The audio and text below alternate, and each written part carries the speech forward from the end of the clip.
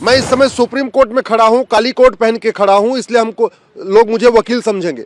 मैं हॉस्पिटल में जाके व्हाइट कोट पहन लूं तो मैं डॉक्टर जैसा दिखूंगा।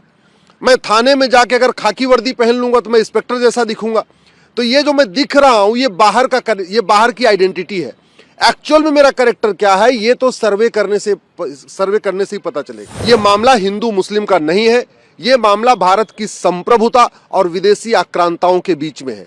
हमारा ये कहना है, अगर डेमोक्रेटिक कंट्री में विवाद का समाधान कोर्ट के जरिए नहीं होगा, यहां अराजकता फैल जाएगी, यहां भीड़ तंत्र हो जाएगा। अगर कोर्ट का दरवाजा बंद कर दिया गया फिर तो अपने अपने स्थान के लिए लोग लड़ाई सड़कों पे करना शुरू कर देंगे, देश में अशांति फैल जाएगी। इसलिए जरूरी है इस कानून को खत्म किया जाए। गुंबद बदलने से मंदिर मस्जिद नहीं होता है, मस्जिद मंदिर नहीं होता है। उसके लिए तो बाकायदा सर्वे करना पड़ता है। वैलिडिटी पे आज को सुप्रीम कोर्ट में सुनवाई है। बहुत सारे सांसद भी आ गए हैं सुप्रीम कोर्ट, बहुत सारे रिटायर्ड आईएएस ऑफिसर भी आ चुके हैं। दिल्ली के भूतपूर्व एलजी आ गए हैं, फॉर्मर चीफ इलेक्शन कमिश्नर आ गए हैं।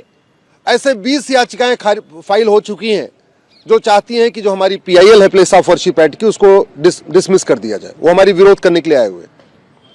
पहली बात तो हमारा ये कहना है, ये कानून जो है इसका नाम है प्लेस ऑफ वर्शिप एक्ट, ये प्लेस ऑफ प्रेयर एक्ट नहीं है। मंदिर को प्लेस ऑफ वर्शिप कहते हैं और मस्जिद को प्लेस ऑफ प्रेयर कहते हैं। दूसरा, ये कानून कैरेक्टर की बात करता है, आइडेंटिटी की नहीं। ये प्लेस ऑफ वर्शिप एक्ट ये कहता है कि जो कैरेक्टर होगा वो नहीं बदलेगा। हम भी यही कह रहे हैं कि कैरेक्टर नहीं बदलना चाहिए, जो कैरेक्टर वो कंटिन्यू रहना चाहिए। लेकिन कैरेक्टर देखने से पता नहीं चलता।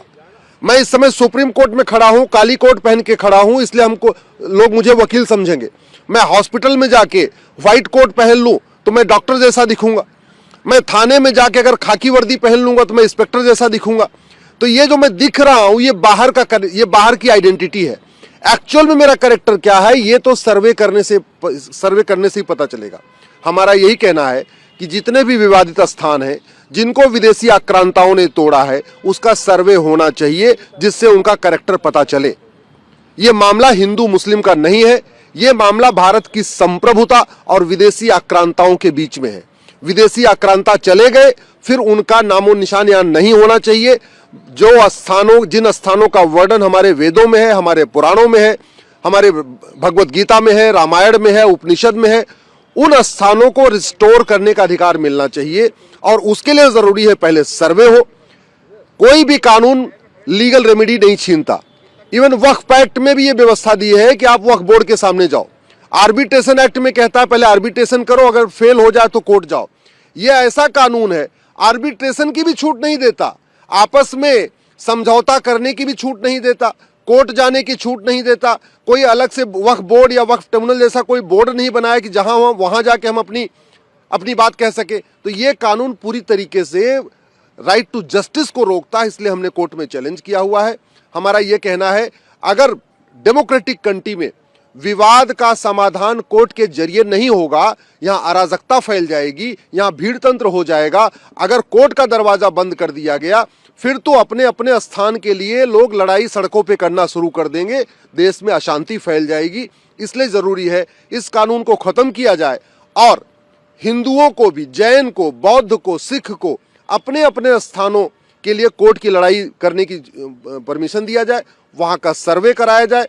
आज की डेट में बहुत लेटेस्ट टेक्नोलॉजी आ चुकी है, राडार टेक्नोलॉजी है, जीपीएस टेक्नोलॉजी है, कार्बन डेटिंग टेक्नोलॉजी है, ऐसे बहुत सारी टेक्नोलॉजी है जहां एक हफ्ते के अंदर पता किया जा सकता है कि जो स्ट्रक्चर है उसका फाउंडेशन कब बना, उसकी दीवार कब बनी, उसका गुंबद कब बना।